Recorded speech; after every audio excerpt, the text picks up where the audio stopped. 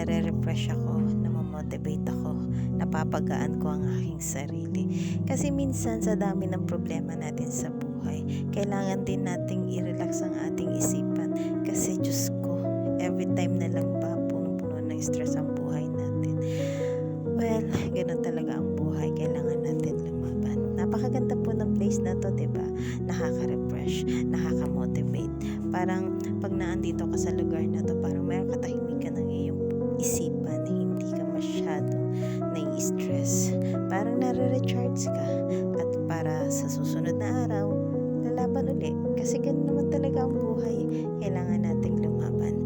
Minsan, kailangan nating lumabas sa ating comfort zone. Maghanap tayo ng lugar na alam nating mare-recharge tayo. Yun lang. Yun lang po ang aking masasabi for today's video at maraming salamat sa panonood.